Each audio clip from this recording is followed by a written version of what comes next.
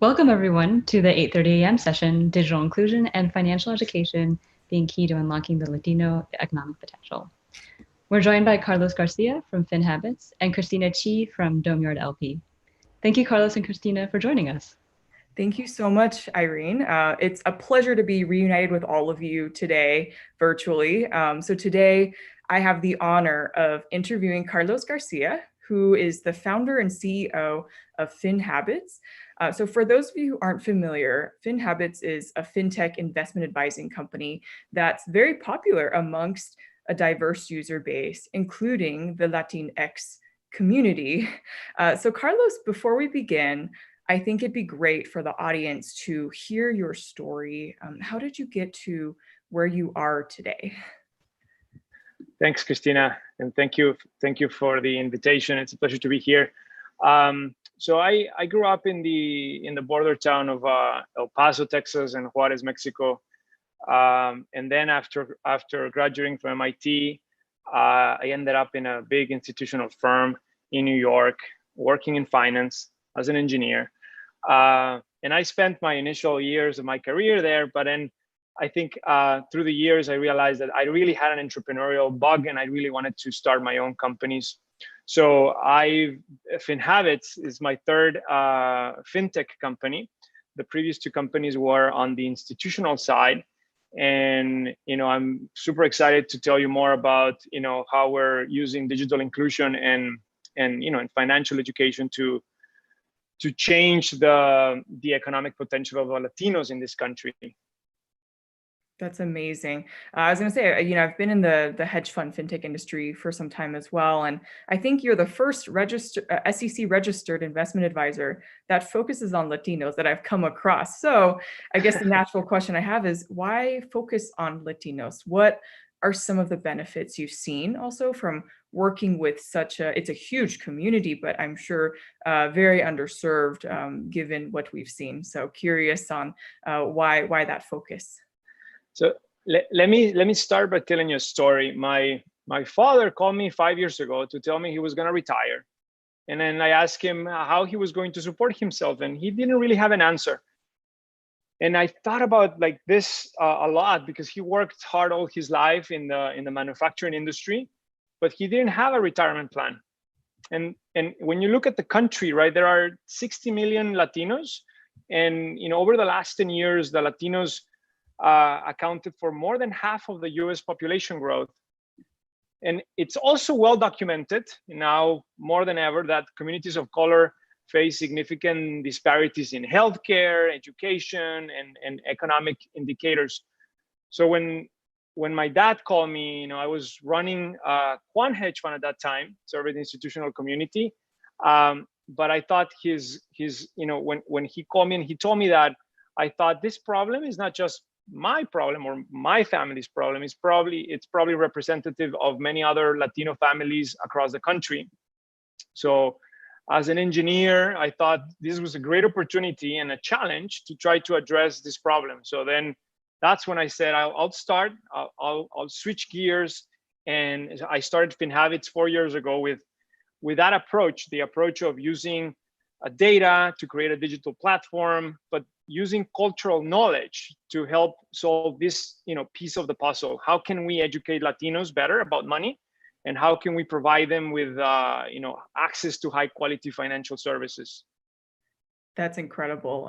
Clearly you found this enormous opportunity and serving a very underserved community of people who, most investment advisors probably either don't focus on or just have no idea how to start. So I'm curious, how do you pitch to the Latino community differently? Now, I've seen many companies, for instance, they translate their website into Spanish. A lot of, wealth advisors, financial firms, and that's it. They'll just translate to Spanish. So is that really enough, do you think, to capture the Latino audience? Or what do you recommend in terms of, pitching to this group?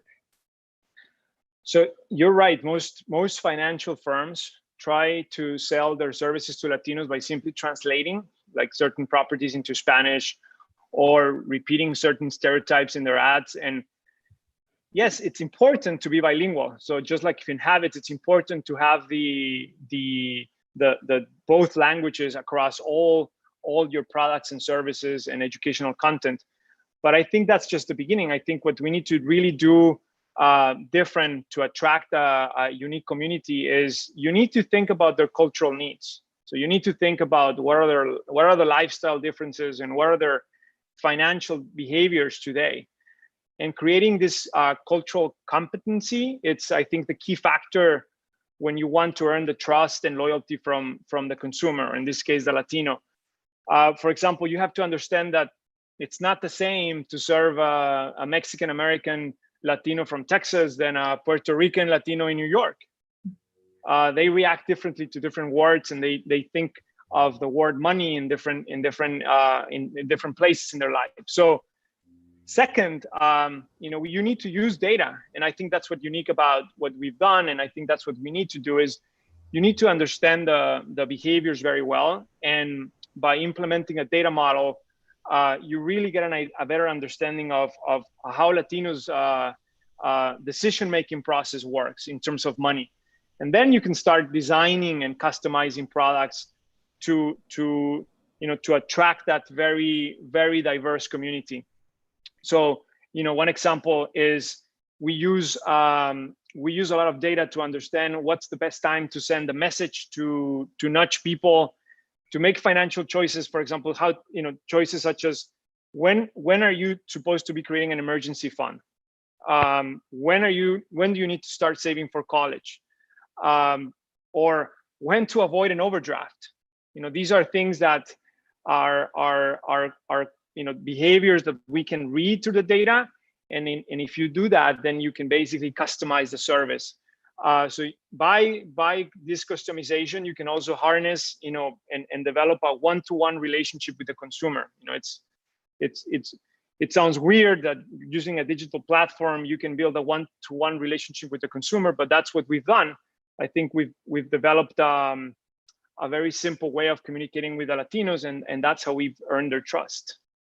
Absolutely. I think you make such a great point that it's such a diverse community, the Latino community, and that you can't treat everyone the same, which is, I'm sure, what, some companies do, and they treat it as one giant group of people. So, it's interesting. The reason why we call it an underserved community is because Latinos are growing in America, but also in many other countries. But it does seem like very few, both startups and large companies, not a lot of companies really include them or focus on them. So to me, that's really fascinating, what you're doing, and very important as well. So my question is, why is it important now at this time? And what's going to happen to companies that ignore our Latino and Latina voices in our community today? That's a great question, Christine. I think inevitably, like every single US company will have to pay attention to Latinos as consumers and also as human capital for these reasons. First, we are already the new face of the US workforce. We make up 70% of the recent growth in the labor market. So that's super important. And then second, for those who think that Latinos are low income or uneducated, the LA Times reported this week on Thursday that for the first time, Latinos are the largest demographic group admitted to the University of California system. So this trend continues to grow across all the cities. And then finally, the economic potential is tremendous. If you think about this for a second, let me know what your reaction is. But if the GDP of the 60 million US Latinos was measured as an independent economy, it would rank as the 8th largest economy in the world. This is larger than Brazil, larger than India. And then by 2050, right? A third of the United States will be Latino. So I think as the Latino share of the market continues to grow, I think businesses must do two things, and one is they need to move beyond this monolithic understanding of what it means to be Latino, and also recognize how culture impacts individual decision making. Absolutely. You make such a wonderful point there as well. It's important to focus on these communities, especially now, more than ever, and it's hopefully never too late, but now would be the best time to have that focus. So really incredible what you've been doing there. Just curious, maybe if you could elaborate on what are some practical habits for Latinos that may be unique or different from the general population? What are some things that you focused on, as well? Just curious, what you've seen there. So yeah, let's talk, for example, about retirement and healthcare. Most people don't know, but it's only about a third of Latino workers participate in a retirement plan at work, and there are more than 10 million Latinos in the U.S. that do not have health insurance. And why is that? Why is that discrepancy so large? And I can tell you, on the retirement side, we have a different approach towards money. We don't talk about money at the dinner table. No, that's the story that I was telling you about my dad. No, this is something we don't grow up doing. We think about money from a day-to-day perspective, but not really think about money as something that you should include in your long-term planning. So can we change this habit over time? How can we change this habit with the Latino community? And I think it's possible, but it requires repetitive action. So in order to include these repetitive actions in the Latino community, you have to understand, how will they react to different messages. So and also understand the context of how Latinos interact with money. So you look at why Latinos don't have access to 401k. Well, Latinos tend to work for small firms. They tend to be very entrepreneurial. They own a lot of small businesses. So it's very difficult. It's hard to have these retirement benefits at a reasonable cost when you're in a small firm environment. So then the question is, can we design a system that helps the working class Latinos access retirement accounts and healthcare at scale? And I think so. I think we can do that, but you need to start first educating them. And then you need to start making it super easy, and so that then this becomes part of their habits. How can you contribute to a retirement account, every week? Or how can you think about healthcare, not just as an expense or something too hard to understand, but how can you make it easy for them to understand? And I think that's where we need to understand the existing behaviors and then introduce new behaviors over time. Absolutely. And it's clearly such a big community. So I'm curious about, how are you approaching this market, differently, and what are some of the best ways of closing you mentioned multiple times that there's a gap in terms of, knowledge and education in this community. It's an underserved community for many, many years now. So how can other startups and companies, really start to approach this market? But I'm curious now, what are you doing in particular that's maybe different or, unique? So we think a piece of the puzzle to unlocking the Latino potential is financial inclusion. But financial inclusion is hard, it's difficult, and it's expensive. So at Finhabits, we built a digital platform, and we built educational content at scale. And the whole purpose of this is to help them connect with somebody they can trust, and help them understand how can they really use their money to work for them, or how can they really build credit. So one idea was, we built a bilingual engagement model where you have a conversation with our automated assistant over 7 days, or you can have it over 10 days. And over, each time that you talk to this automated assistant, she's asking you questions and you're responding. But at the same time, she's trying to help you understand how you can build credit. How can you build your credit history, your FICO score, which is super important in order to unlock this Latino potential. So we do it in micro learning scenarios, and I think that has been very successful. Now, when we launched we call it the journeys. When we launched the first journey, we had about 20,000 users go through the journey of how to increase your credit score. And I think what's important is, by doing it over time in small pieces, you're actually creating a habit. Instead of just giving it once in one session, you do it over time. So that's one thing we've done. Another thing we've done is, we realized that, in our community in Finhabits, about a third of our users were business owners, and this is not, this is something that is well documented.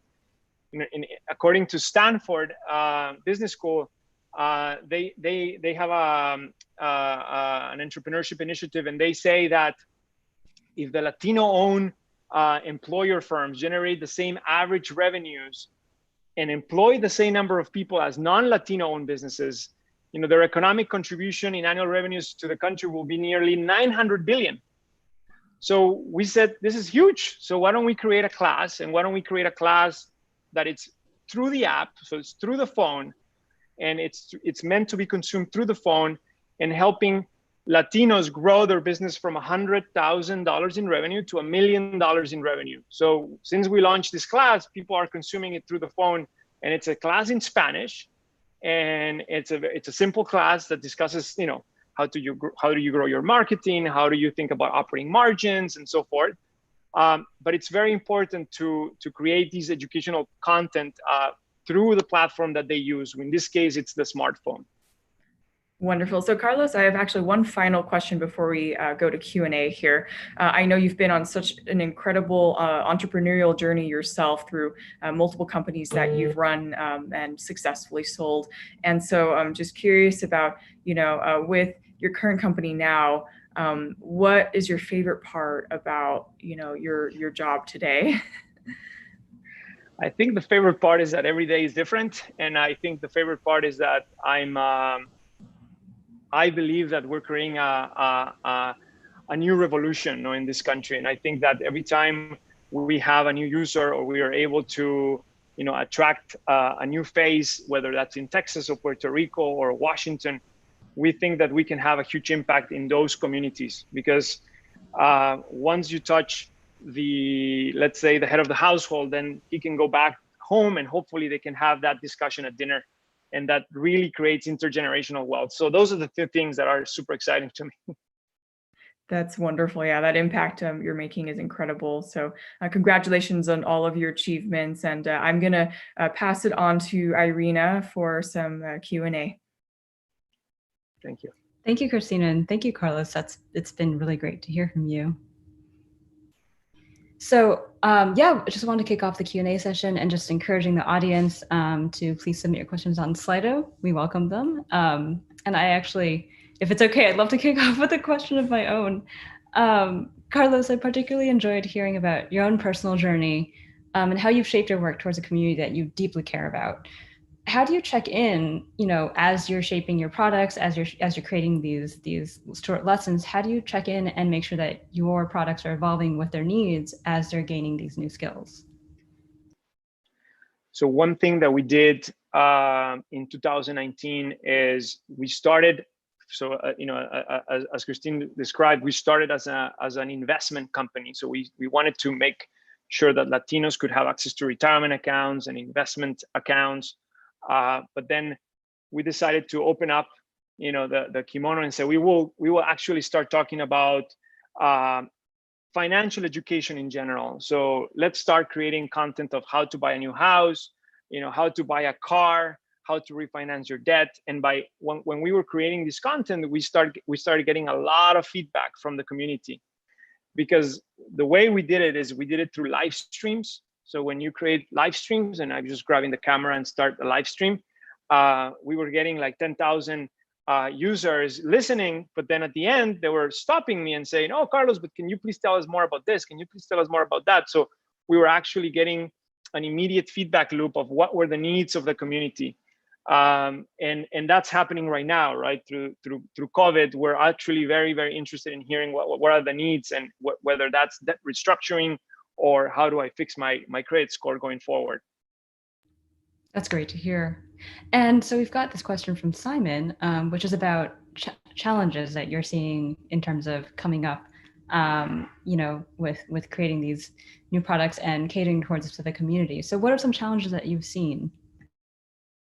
So the challenges that I've seen is that in the financial industry, the perception of Latino community tends to be it's a community that it's low income, and that's why it's expensive to educate, it's expensive to service, and the product price, the price line of the price of the product tends to be higher.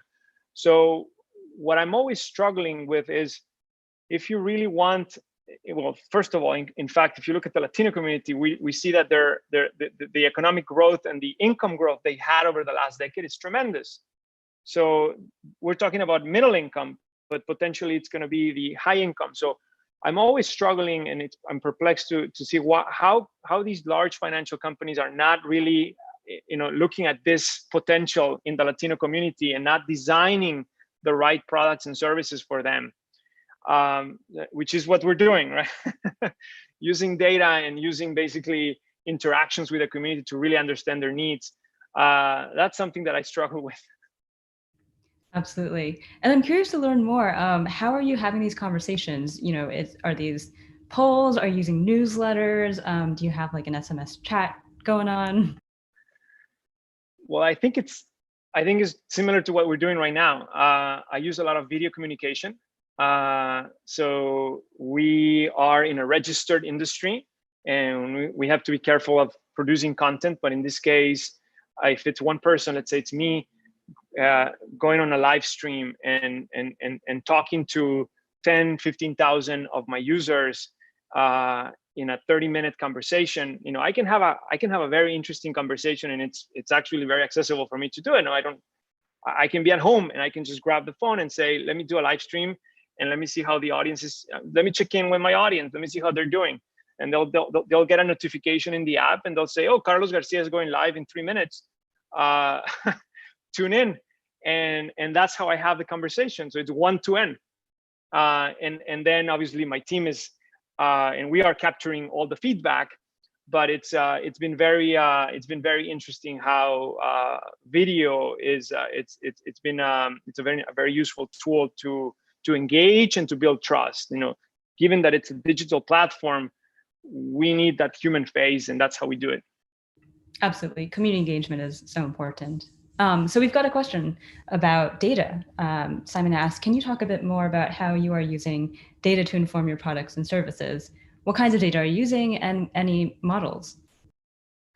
So first, we start with all the data that it's out there, the data from the census, the data from just like any quant investor will do. No, you go and grab all the data that it's there, but then you start curating and understanding what data model you can build, and that's what makes our company and our product delivery unique, because as we start building that community, we start understanding what's the reaction to a market loss. So we just went through March, where the market was dropping and dropping and dropping, and we were able to understand what segment of our user base actually had more appetite for risk than we thought, by understanding how many times they logged in, or how many times they withdrew money, or how many times they added more money.